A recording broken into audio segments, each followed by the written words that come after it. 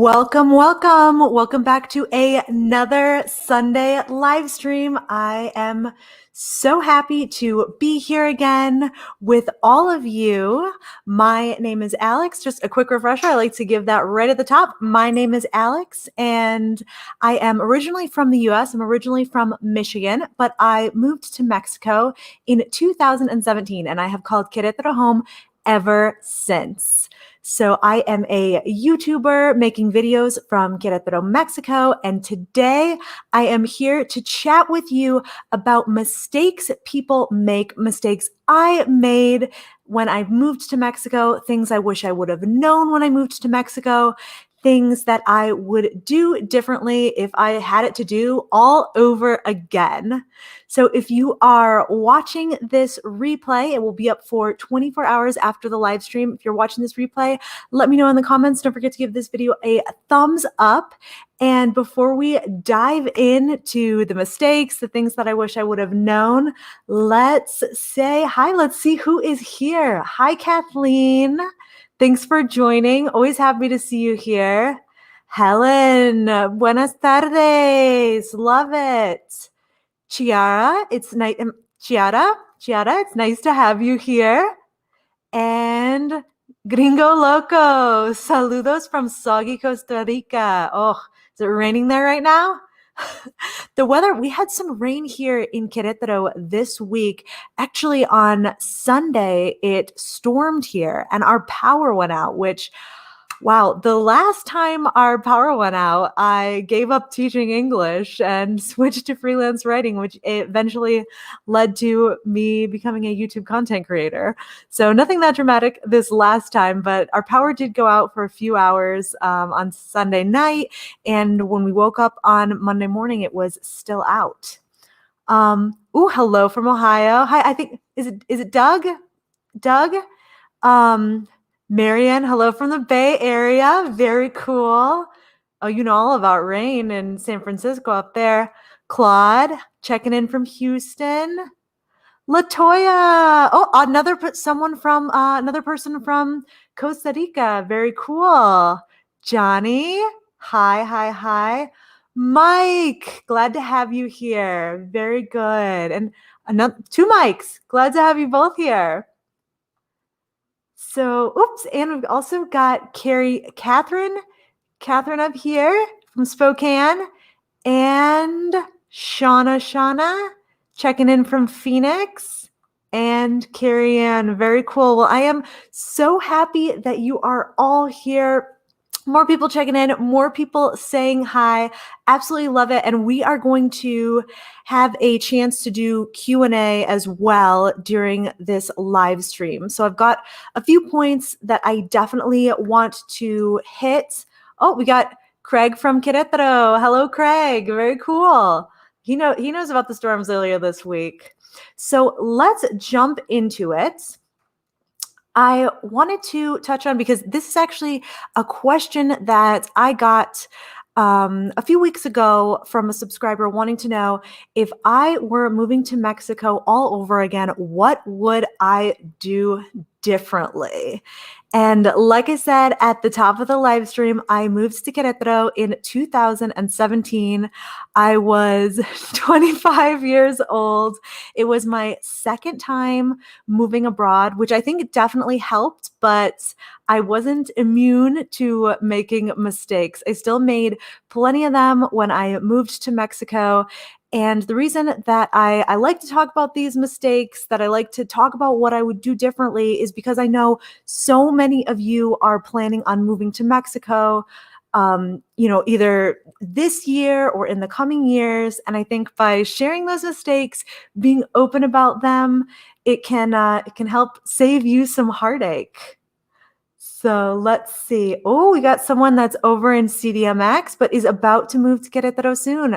Very cool. Making the transition. A lot of people are doing that these days, coming in from CDMX to Ciudad de Mexico to Querétaro. And the city Querétaro is growing like crazy. Just this afternoon, I went to a new restaurant in town with a view of the aqueduct. It was awesome. I think I'm going to have to do a vlog over there one of these days soon, because it was just a really special place. So let's see. If I were moving to Mexico all over again, the very first thing that I would do is travel before settling down. Now, when Taylor and I, when we moved to Mexico, when we were planning our move to Mexico, we did toss around a couple of cities. We talked semi-seriously about possibly Puebla, but ultimately Querétaro was our number one choice. And when we got on our flight to Mexico, that was our one destination that we had in mind. We arrived here and immediately started setting up shop. I had traveled a little bit in Mexico before. On my mom's side of the family, my maternal grandparents are from San Luis Potosí, so I had been there. I had traveled in the Riviera Maya as well, but when it came to actually our move to Mexico, we came straight to Querétaro. Now, if I am so happy with our decision to move to Querétaro, and three and a half years later, there's, now I've traveled a lot in Mexico and there's still no place that I would rather live, but I really got lucky with that. And I think that a big mistake that a lot of foreigners make when they're coming to Mexico is that they don't realize how big the country is. So if you are able, and that brings me to my next point here, if you have some startup funds and you are able to travel around when you come to Mexico, you have a few cities in mind that might be a good fit, do that and see what place fits your vibe best, where you connect with people. It's important to test out a few places if you are able. So speaking of startup funds, when I moved to Mexico, my goodness, like I said, I was 25. I had been teaching English in Spain previously and didn't have a whole lot of savings. I think I had maybe $2,000. That might even be giving myself a lot of credit. I think I had around $2,000 in my bank account when I moved down here to Mexico. And while it all worked out in the end, things were a bit tight at first, as I'm sure you can imagine. The cost of living in Mexico is very affordable compared to the US. But when you are setting up shop, when you are getting settled in a new city, it always ends up costing more than you think it will. Yeah.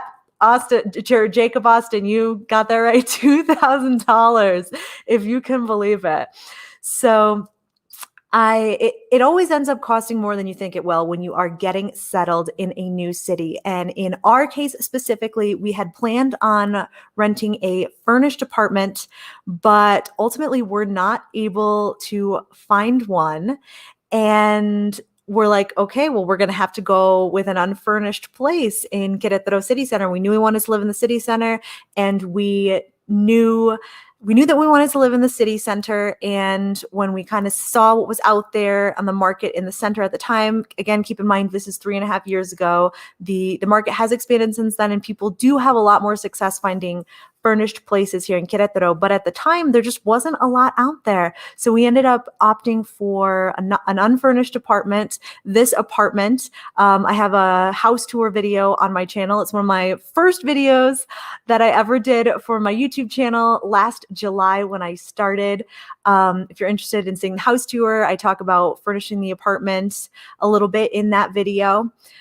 But yes, of course, to buy, when we came down here, we had, I think, one backpack each, backpacking brunette, and one suitcase each. And the first day that we moved into the apartment, that we moved into the house, I thought, I made a huge mistake. How am I ever gonna fill this place up? And it did cost money at the beginning. We did have to stretch a little bit, but it all worked out. But with the startup funds, I also wanted to touch on the fact that if you have, and I don't know if Miguel is in here, Miguel, but it's the time to rag on Megacable, my arch nemesis, the internet provider. It took us over a month to get our internet installed here in the city center. And hi Ken, it took us over a month to get it installed, and during that time we were unable to work. So again, that was I wish in hindsight, I wish I had more startup funds. So that's something I would do differently. And along the lines of funds, finances, money, I wish I would have had a better plan for accessing my money.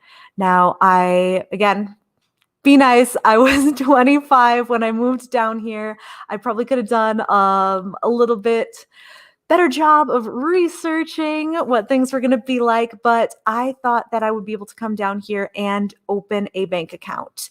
And in Mexico, which it makes complete sense, but about 10 years ago, 10, 15 years ago, the laws changed here in Mexico. And while there is a little flexibility, some expats, some foreigners will tell you that they have had success opening a bank account on a tourist visa. In Querétaro, I was not able to do so. So I thought I'd have a Mexican bank account when I moved down here. And then when I was not able to do so, it was not difficult to access my money, but it was expensive to access my money. I didn't have a Charles Schwab debit card at that time. So I was paying major ATM fees every time that I was withdrawing money. And that really added up. So I wasn't able to get my Charles Schwab card until I went back to the US for a trip. And during that time, the ATM fees really racked up. So another thing, if I was doing it all over again, is I would have known that you can't open a bank account on a tourist visa, and I would have had my Charles Schwab card from the get-go. If you're not familiar with Charles Schwab, it is a debit card. There's no minimum balance. There's no cost to open it. And they reimburse you for ATM fees anywhere you are in the world. At the end of the month, I get a little deposit in my account reimbursing me for any and all ATM fees. Looks like we've got a super chat or super comment over here from Christoph. Christoph with the Axl Rose avatar. So, hola Alex, I enjoyed your SMA video. Where will your next trip be? Where will my next trip be? Well, I'm actually headed home to Michigan soon to see my family. So I'll be going to Michigan. But as far as here in Mexico, I am going to Tequisquiapan with some friends for a long weekend. We're going to be celebrating a couple of friends' birthdays, going to a vineyard, and I will definitely be vlogging that. So thank you for the donation, Christoph. Those super chat donations are really, really helpful for me and for the channel. So I really appreciate it. And it's nice to know that you appreciate the content and the live stream. So thank you. All right, Helen asks, do you have to have an investment account to open a checking account with Charles Schwab? And that is kind of their deal, that you have to open the investment account and then you get the checking account with it. But so I have an investment account with them. I think it's like a brokerage account or something like that, but I never use it. You don't have to do anything with it. It's just there, but then you have the checking account. So like I said, there is no minimum balance. They reimburse you for all ATM fees. The only thing is you do have to have a US address for the card. So if you have a US address, or if you have the address of a close trusted family member or friend, I know that's not a situation that everyone is in to be able to use that. But another idea is, to open it now while you still have your address, and then just to get all of your like bill, or not bills, but all your statements like e-delivery. So let's see. Yep. Got a question from Sandra here. Do you have to have a permanent physical address with a local utility bill in your name to open a Mexican bank account? If someone else, honestly, I have not opened, even though I have had my temporary residency now since December 2020, I have yet to open a bank account here in Mexico. Taylor and I are planning on buying a car sometime this summer, so I think I might need to open a bank account for that. But I haven't done it yet. So I'm guessing that I know that you need to show your residency card, and there's an address associated with that. But as far as a local utility bill, I'm not quite sure, Sandra. I will look into that. Let's see. Now, okay. You got one, Taylor? Oh, Taylor's manning the comments. So let's see. Oh, from Brian, in 2005, the exchange rate was 10 pesos to $1. Now it's 20 pesos. Do you see that in your spending, or do Mexican prices rise at the same time the peso depreciates? I have not noticed an extreme change in the prices of things. I haven't really noticed that since moving here. There was a period back at the start of the pandemic, I'm thinking, right around the time that the first stimulus checks went out in the United States, where the peso was very, very weak compared to the dollar. I think it was 26 or 27. So that was kind of a crazy time. So I did notice then, but otherwise I haven't really noticed, except for one thing I thought of when you said this, and I'm not sure if it exactly relates to your question, but here in Querétaro and throughout Mexico, and I know that this is common in some places in the US, people have told me, it was never my experience with the places that I lived as an adult in the US and rented, and that was in Michigan and Indiana and Indianapolis. And this also was not common practice in Madrid, but rent does go up here every year and our landlord tells us that is for inflation. So when we moved here in 2017 and signed our first contract, our rent was 10,000 pesos a month. The following year, it bumped up to 10,800 pesos per month. And now I think this year we're at 11,000. For our third year, it's like around 11,500 pesos. So that's around a $65 increase over 3 years, which I think is that's been noticeable. But we love our place in the center, and that's worth it to us. So let's see. What I wish I'd known before moving to Mexico. All right, so keeping up with the theme here. First off, stuff just takes longer in Mexico. Like I said, when we had to have our internet installed here in the city center, it took over a month. And business it's just done differently here in Mexico. It took over a month to get our Wi-Fi installed. Now that isn't everyone's experience in Mexico. I know that someone else just had their, when we switched from Megacable to Telmex, it only took about a week, 10 days for Telmex to come out and put our router up and get us installed and set up, everything like that. But at first, that first thing with Megacable, and people throughout Mexico will tell you that Megacable is horrible. But that first bit, it's important to know that sometimes things do take longer. The internet took about a month. I remember with my residency card this past year, it took about 4 months to get my residency card back. And that was a bit to do with the pandemic, but also things just take time in Mexico. And it's really important to have a mindset when you move here that you're going to be flexible, that you are going to go with the flow. I remember I was at the immigration office earlier this year, and I was there for 4 hours, I think. And when I got out of there, I said, wow, that appointment only took 4 hours. So that's how you know you've been living in Mexico for a while, when 4 hours is only 4 hours. So yes, stuff just takes longer, and you've got to roll with the punches. You just got to be flexible. Flexibility, I think, is one of the keys to a successful move. To not just Mexico, to anywhere, but definitely in Mexico in terms of things just take longer. I also wish I would have known that some landlords, aren't down with direct deposit.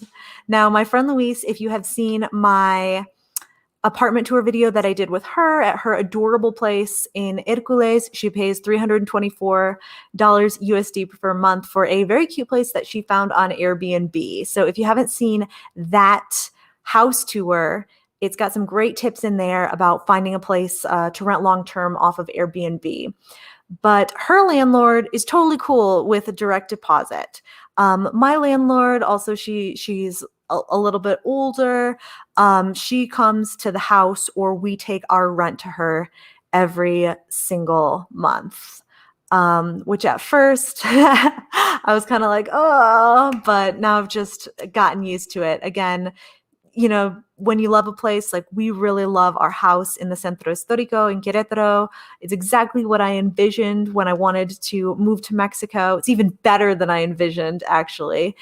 And, you just do it. But at first it was really frustrating, especially in case you missed it, in case you're just joining now. I talked at the top of the live stream about the fact that when I first moved down here, I wasn't able to open a bank account because of just being on the tourist visa at the time. It's against the rules. It's against the law here.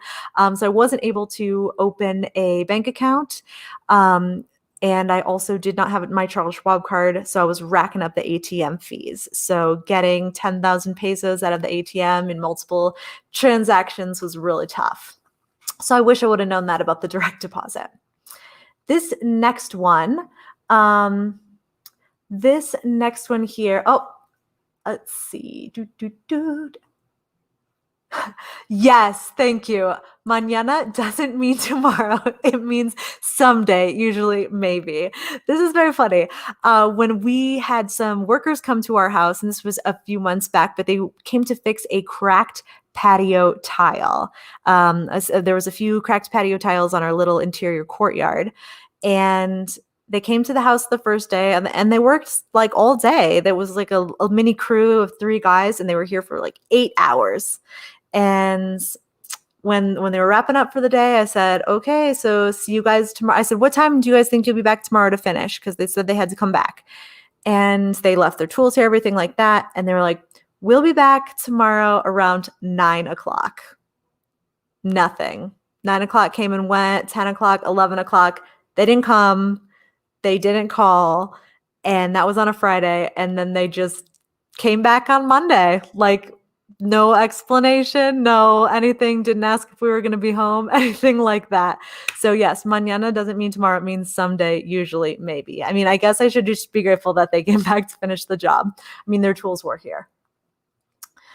This last one that I wanted to touch on, as far as what I wish I would have known before moving to Mexico, is that this one, and this is a biggie. Your Spanish doesn't have to be perfect to be functional. And along these same lines, your Spanish doesn't have to be perfect for people to understand you, to want to understand you. I have talked in some of my videos about my experience living in Spain and really my struggle there to learn Spanish. I was very self-conscious about my Spanish there. I made some big mistakes. And I was honestly terrified to speak in Spanish for a long, long time. But when I moved to Mexico, and it was evident, from the jump, that my Spanish was going to be a lot more essential here in Querétaro than it was in Madrid, where there are a lot of foreigners and a lot of tourists. So here in Querétaro, I knew I was going to be using my Spanish a lot more. And that really was part of the reason that we wanted to move to Querétaro, that we chose Querétaro, because I did want to be kind of forced to use my Spanish. But really, the people that I've met in Mexico, Mexicans have been so kind, so helpful, not in like a correcting you way about your Spanish, but so helpful in the fact that they make an effort to understand you. And that has just, my Spanish has improved in leaps and bounds, and since moving to Querétaro. And I really think it's, the realization that your Spanish doesn't have to be perfect to be functional. So I know I've talked to a lot of you about moving to Mexico, and that people have relayed to me that one of their biggest fears is Spanish, is not being able to learn, not being able to be like understood, not being able to go through, the things that you need to do in your daily life. And even though I always, always encourage people to learn as much and to practice as much and to study as much before coming here, I think that, even though I don't want you to think, okay, well, if I know my numbers, like I'm good to go. Like it's not perfect, but it's functional. But I think that, you can come here and you can make mistakes and you can keep trying. Like this is a great place to learn. Mexico is a great, great place to learn Spanish. People are so warm. People are so welcoming. Let's hop over to the comments. Taylor is running the comments over there. I promised him today that he wouldn't have to pop in, but if you would like to see a future live with Taylor in it, then let me know. I thought it might be fun to do kind of like a little interview and give you all a different perspective of someone who's moved to Mexico, since you mostly just hear from me. Yes, thanks for saying this, James. This is a great one. There are hundreds of languages in the world, but a smile speaks all of them. That is so beautiful. I think having a good attitude and having, a smile goes a long, long way. Let's see. Oh, Helen said, she tells her students, don't let perfect be the enemy of good. Yes, that is so important. Trying is everything. Alrighty. So now I wanted to jump into some common mistakes that people make when moving to Mexico. And I've got this little section here that I wanted to wrap up, and then I promise I saw some questions. We'll answer a couple of questions. So let's see. Common mistakes that people make when moving to Mexico. All right. First up, and this is a biggie, moving to Mexico without ever visiting first. I really think that the 6-month tourist visa that Americans, Canadians, a lot of people on Mexico has just Google Mexico no visa list, and you will get a very, very long list of countries that Mexico doesn't require to apply for a visa. You're just granted one when you enter. And the visa that you're granted is a 180-day tourist stay. So you're not allowed to work, but it's a tourist visa. You're like allowed to travel, you're allowed to live, and it is a very generous visa. You can do a lot on that visa when you come to Mexico. I lived on my tourist visa for almost 2 years when I first came down here before I applied for my temporary residency. And in that time, I was able to get health insurance. I was able to sign a lease for a house. I was able to get my cell phone set up. We were able to get internet. So you're really able to do a lot on on that tourist visa. But the tourist visa is very, very generous. And I always encourage people, if you're thinking, hey, I think Mexico might be for me, come down on that 6-month tourist visa and give life a try here. That's a great time to do a little traveling, try out a few weeks in this city, a few weeks in that city, and see, what place best fits your vibe, where you're the happiest. Where people, you think of all those, everybody's seen those YouTube videos, why I regret moving to Mexico, or things I hate about living in Mexico, and this and that. And I always think when I watch those videos that so much of that could have been prevented, so much of that heartache could have been prevented if people would have just come down and spent a little time here beforehand, before investing, before investing the time, energy, money, just bandwidth into pursuing residency prior to moving down here. It's really great to come down here and give life a try first before you dive into the residency. Let's see. Do you have a comment over there? Alex, what are your thoughts about using a realtor to find a place to rent? Great question, Helen. I think that I don't think we have chatted about your level of Spanish, but if you don't feel like your Spanish is is up to calling places, to meeting with landlords, to signing leases, all of that, then a realtor can be a really good resource. I will say this about Querétaro though, is I've seen a lot more places in the center recently with se renta for rent signs. So it is possible to find a place without a realtor in Querétaro, but realtors in Querétaro, they just work on the commission from the deal, so you're not paying anyone. And so if you did want to go with a realtor, I know that Yvonne who I've talked about from Host Relocation, they have a whole realty unit of Host Relocation in Querétaro with, I think, something like the head of that has like something like 30 years of experience in Querétaro real estate. So if you're not comfortable house hunting, apartment hunting on your own, a realtor could be a very good option. Another reason that a realtor could be a very good option is for kind of getting around the fiador guarantor issue in Querétaro. So if you don't have someone to sign on your behalf as a guarantor, and that person has to be a Mexican citizen and property owner, if you don't have somebody like that, a realtor can help you work out in the details something else with your potential landlord. So that might be another reason to work with a realtor. And yep, Taylor also chimed in here and said, I think going with a realtor can be a good way to see what the options are in different areas. And that is very true, to do like a city tour and just to be driven around. I know that's one of the services that the real estate team at Host Relocation offers, is they will do a city tour for you based on your needs, what you're looking for, whether you're moving here with your family, whether you're moving here as a single person, that wants to be able to walk to, to parks or this or that. So it could be a good option. Since I'll be looking for a place that's dog friendly, I'm wondering if a realtor might have more choices.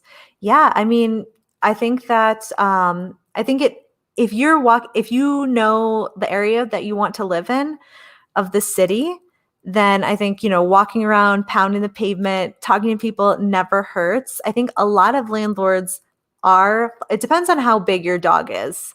I think it would probably also depend on if the place was furnished or not. But, 2 medium-sized dogs. Yep. So, I mean, it never hurts to talk. I think in Mexico, another thing that I would really, in addition to being flexible, you being flexible when you come here, I think another big thing to take away in Mexico is that it never hurts to ask, and things aren't set in stone here. So you could definitely work something out with a realtor for sure. So, but maybe I would if you're planning on coming to Querétaro, I would definitely, and you were thinking about working with a realtor, I would definitely reach out to Yvonne and her team over at Host Relocation.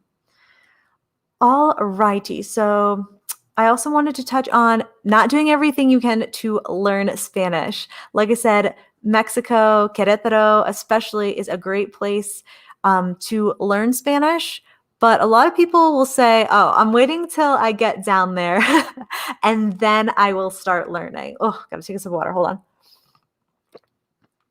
I am waiting until I get down there and then I will start learning. But really, even just doing a little bit every single day will pay off so much when you get down here. You will be surprised. You will be so surprised. Taylor just turned the light on for me. It's starting to rapidly get dark outside, but I don't think it's actually getting that dark outside. It's just nope, don't like that light. Please turn that light off. Okay, thank you. But yes, even just doing your 10 minutes of Duolingo day, doing your 1 hour class with a tutor, a Zoom, Skype class or Zoom class once a week, I think you will be really pleased when you get down here, because when in those first few weeks of living in Mexico, that's one of the most crucial times, I think, for knowing Spanish, as you're first getting settled in and you're first getting set up, when you go to get your cell phone set up, when you're contacting potential landlords, it's just such an important time to know Spanish. You'll be really glad that you did everything that you could to learn as much as you could before coming down here. Let's see. And the last one that I wanted to touch on, and then we'll jump into some questions, is not knowing your must-haves. This is another big mistake that people make when coming to Mexico. You need to know what you have to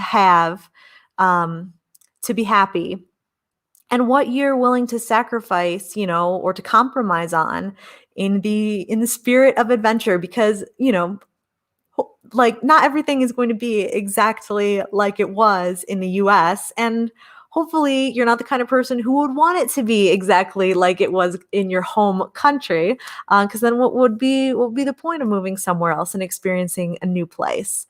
But it's really important to know your must-haves, your non-negotiables. For example, if you're somebody who works online, who works from home, and you know that you need a high-speed internet connection with, XYZ download speed, then you are not going to move to a tiny pueblo in the middle of nowhere or like a very remote beach. Now, that's a very extreme example. But it's really important to think about what you've absolutely got to have in order to be happy, and just be honest with yourself. If you are someone who says, you know what, I think I really need to live somewhere where there are a lot of other foreigners, that there are going to be people from the US, or from Canada, wherever, that I can connect with.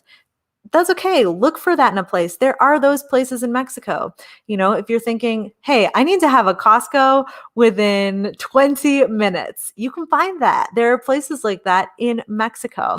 So it's really important to have your list of must-haves, and that list looks different for everybody, but it's very helpful to know those. Alrighty, so let's jump into a few questions over here. All right. Sandra asks, is Querétaro vegan friendly and light on mosquitoes? Taylor and I have been having a great debate at our house for like 2 weeks now about the mosquito situation in Querétaro and whether it is bad or not. Taylor says that the mosquito situation is not bad here. There's usually just like one or two. And I'm talking about in the city center. If you live outside the city center, in areas like, Juriquilla or other places where there's like a lot of grass, like a lot of like lakes and stuff, then obviously there are going to be more mosquitoes. But here in Querétaro, in the city center where we live, Taylor says the mosquitoes aren't that bad. I think even one or two is really annoying, is bad, because it's very dry here. There are no bodies of water and barely any greenery. It is the city center. So got two perspectives there. I guess meet in the middle. The mosquitoes are okay. And as far as being vegan friendly, there are a lot. I think Mexico in general, it's very easy to eat vegan here. That's something that surprised me when I first moved here, but there are a lot of vegetarian options. Just in regular Mexican cuisine. And then as far as being vegan friendly, there are a lot of Querétaro, there's definitely like a vegan scene here, vegan restaurants, vegan grocery stores. So if you are vegan, you should not have trouble here. Let's see. Are you seeing other questions in here, Taylor? Sure. Okay. Do you consider Querétaro to be elderly friendly, say 60 plus years old? Well, first of all, Mike, I do not consider people 60 elderly. But I would say that that Querétaro is a great place for a lot of different kinds of people. I think that it is growing in popularity. I feel like I have a foot cramp. I don't know. I'm sitting cross-legged and I can just like feel it coming on. Querétaro is growing in popularity among retirees, just because a lot of people are being, they don't want to pay the prices in San Miguel, which is nearby and which is probably one of the, destinations for retirees in Mexico. So a lot of people are moving over to Querétaro and checking out Querétaro. And yes, I would say that it is also very elderly friendly, in your words, because it's a very walkable and it is very, very flat. Last week when we were in San Miguel, I don't know if you saw my vlog there. That was my most recent video. But one of the things that I was like, whoa, the hills here are absolutely insane. And the sidewalks are super, super slippery here. There were just like some I actually slipped once. So I think if you're a little unsteady on your feet or something like that, I'm just not sure why people would be walking around, like why that is such a popular place and has so many hills among retirees and older people, but you like what you like, I guess. But here in Querétaro, it is very, very flat. The sidewalks are very, very well maintained, and I definitely consider it to be elderly friendly. Easy to get around. Easy to get around, definitely. Any other questions over here that from that people would like to see answered? I also wanted to touch on, okay, well, first of all, I'm noticing I don't think I have ever worn my glasses for a video. I think I've worn them in some of my vlogs, but I don't think I've ever worn them for a live stream. So there's kind of a little bit of a glare going on, but my eyes are just so tired because Taylor and I have been hard at work the past couple days launching my Move to Mexico membership site. I am so excited about this. It launched on Friday out to the people who were on my wait list, and we have had new members joining every day since then. Oh, excuse me, it was not Friday, it was just yesterday. So we've had new members joining. I know some of the members are in here tonight in the live. Thanks for tuning in. And thank you for signing up for the membership site. I am really excited about it. So I just wanted to touch on that really, really quickly. I can actually show you what the membership site, which one's best for this? This is when you log in for the first time, what the membership site looks like. We have got trying to use my mouse over here. We have got, I've got a virtual cold one waiting for you here, a special little welcome message, just talking about everything that I am so excited to do with this membership site. I think that this was the perfect time for me to launch it. As my channel is growing, I really want to make sure that I'm still able to have a sense of community and to be connecting with you and to be answering your questions and getting you the information that you need to prepare for your move to Mexico. So one of the features of the Move to Mexico membership site is a members only Q&A. So every single month, members will be submitting their questions, and I will be answering, whether I get 5 questions or whether I get 50 questions, I am going to be answering every single question from members in a Q&A video. And as you can see down here at the bottom, these are all little timestamps for the video. So when you submit your question, if you don't want to watch the whole video, this one is I think it's about 18 minutes long, but if you didn't want to watch the whole video and you just wanted to see the answer to your question, you could go ahead and just jump right to it. For example, in this one, we talk about cell phones in Mexico, finding an immigration specialist. Someone specifically wanted to know about Cabo San Lucas. Someone specifically wanted to know about Cabo San Lucas. Let's see. We've got how to take the ferry from Baja California, bringing a foreign plated car into Mexico with temporary residency, move into Mexico with pets, and we talked about the best places to live in Mexico. So I also provide show notes with more information, helpful links, but that is one of the prime features is this monthly exclusive Q&A.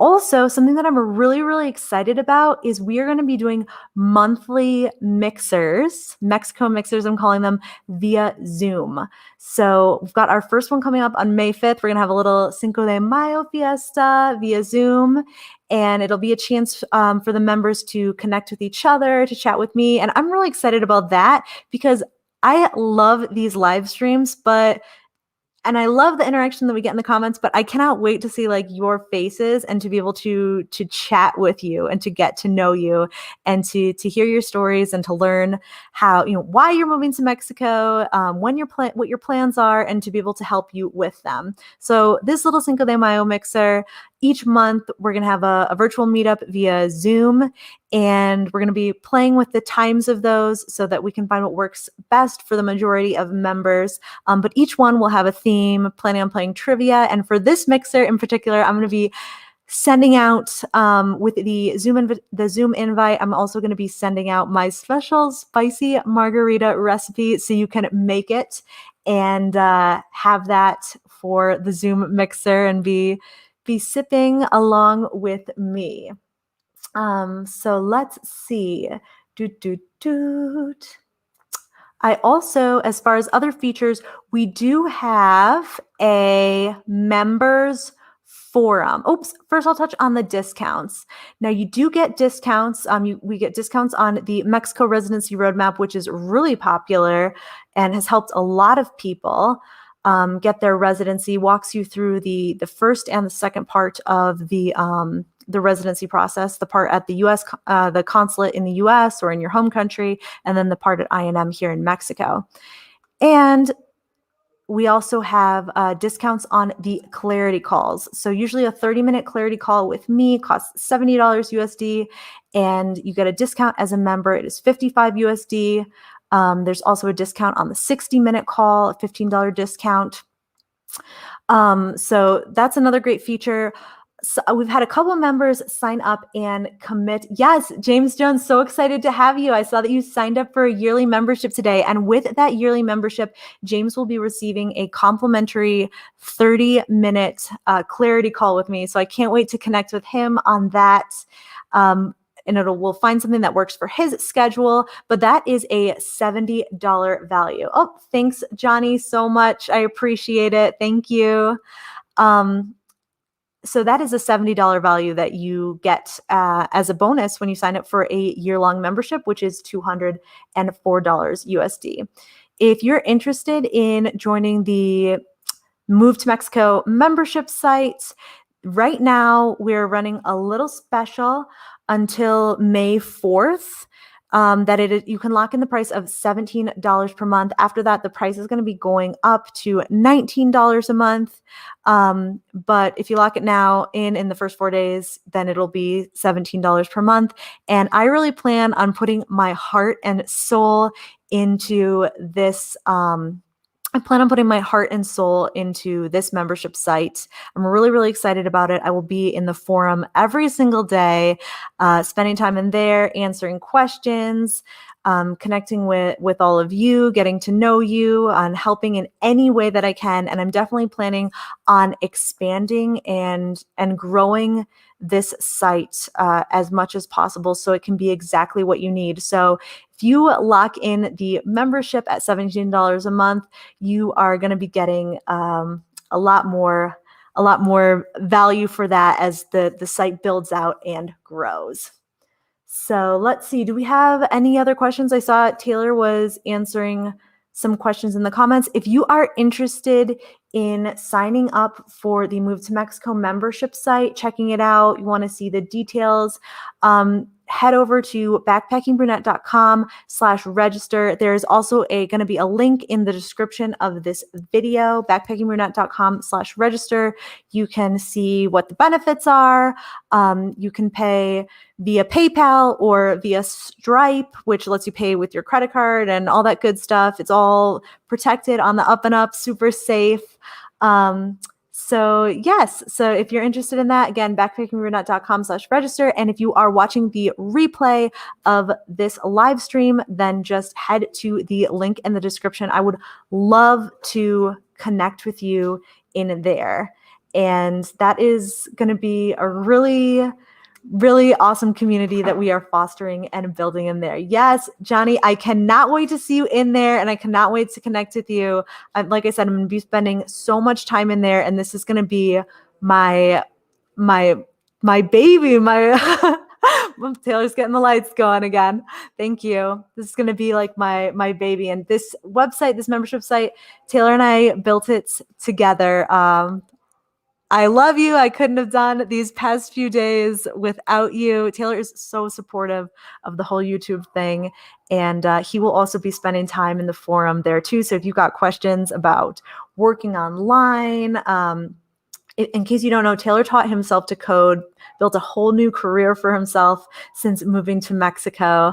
We both, when we first moved down here, we were teaching English online, and that didn't work out. And we have both just totally transitioned and are doing, I'm doing this, the YouTube thing now, content creation. And Taylor is a web developer. He just got a full-time job with a company, 100% remote, a US company.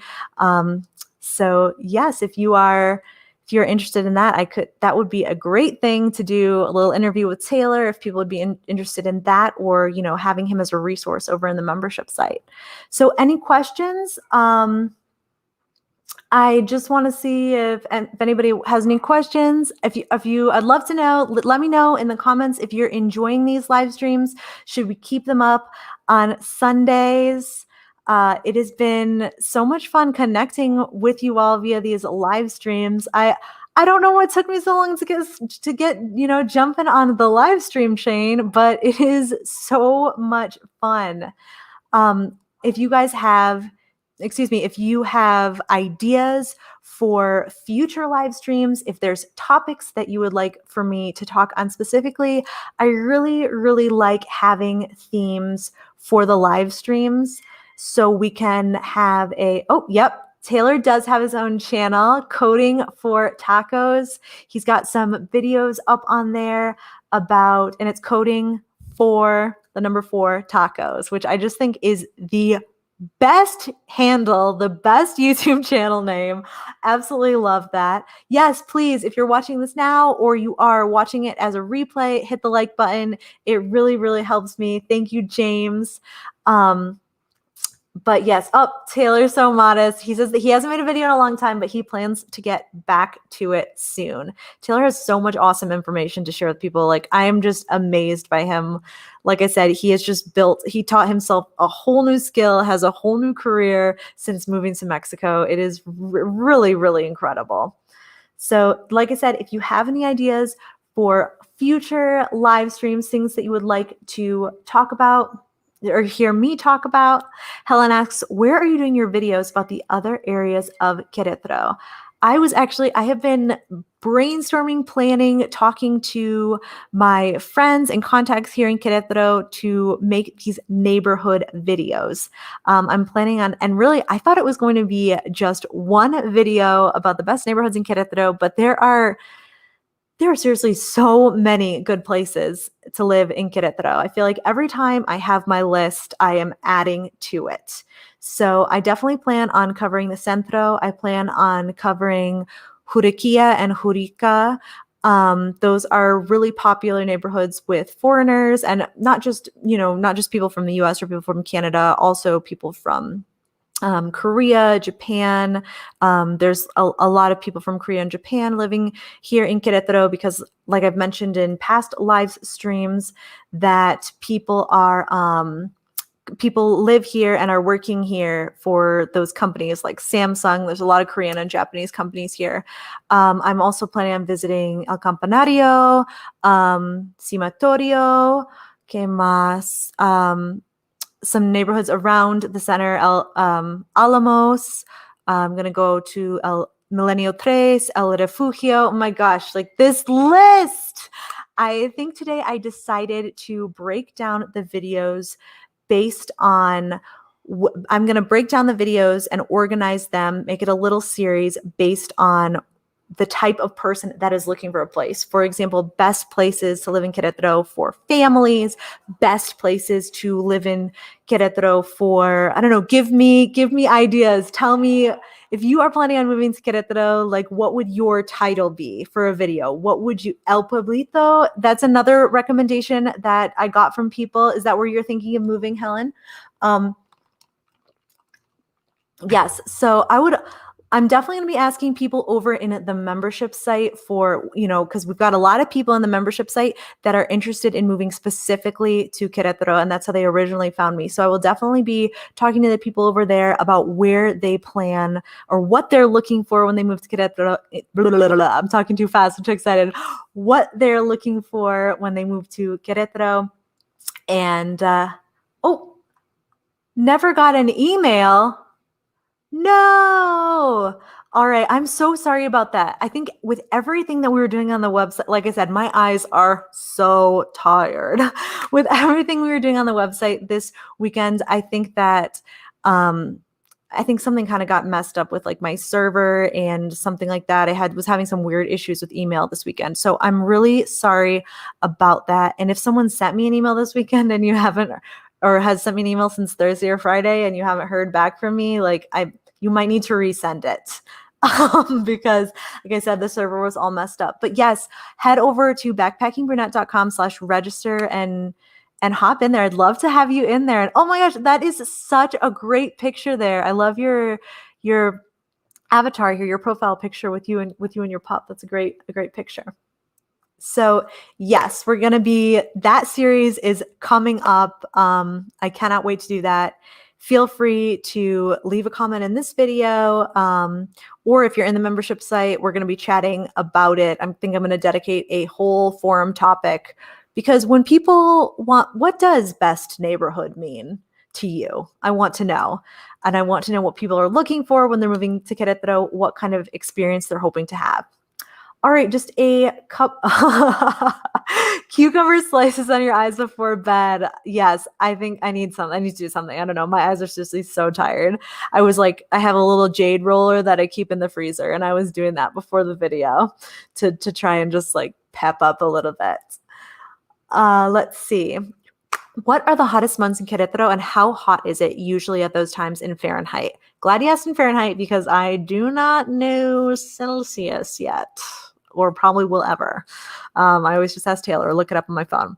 But the hottest months in Querétaro are April and May. We are in them right now. And during the day, it is usually gets up to like 88, 90 degrees during the day. And then it's usually pretty warm when we go to bed at night. Got the windows open, got the fans going. And then in the morning, when we wake up, it's like down in the 60s, sometimes in the upper 50s. So the temperature difference is just very, very dramatic, to go from 90 degrees during the day to, 60 degrees or lower at night, at the coldest point in the night, is super dramatic. But something that I really love about Querétaro is that it is a dry heat. It is not humid here. And to me, that is fabulous. So it's a very bearable heat here, because when you're in the shade, it's not, you're not hot. We don't have air conditioning in our house. We don't have a heater in our house, anything like that. It just kind of stays comfortable in here year round. We do have fans. That's about it. Just regular fans. A dry 90 degrees piece of cake in Michigan. Like when I go back to Michigan in the summers to visit friends, to visit family, wow. Like even 70 degrees there can feel like, that's a little dramatic, Alex. Even like 80 degrees there can feel just unbearable with the humidity. Yes, Donald, I heard Michigan's weather has been, well, first of all, didn't it also snow like 2 weeks ago? But yeah, Michigan last week. That's funny. Yeah, heard it was a beautiful day in Michigan today. Let's see. How do you deal with the hottest days? We don't have air conditioning here. I feel like our house, I don't know if you can tell right now. Like I said, I do have a house tour, apartment tour. I'm not really sure what to call it, because to me, an apartment is like what we lived in Madrid. We lived in like a 45 square meter apartment. Or 45 square foot. I don't know. Oh my gosh. I don't know meters either. I don't know the metric system. Don't know Celsius, don't know the metric system. Okay, 45 square feet is what Taylor said. It was a small apartment, 1 bedroom, 1 bathroom. But that's like an apartment to me. Here, this feels like a house. But we do not have an air conditioning. I don't really take siestas all that much just because our bedroom gets the last light of the day. So I feel like if I took a siesta, it would be here on the couch because like our room gets like the last sun of the day because the sun sets over there in the west and is like hitting our windows. So not ideal for napping in a tiny oven.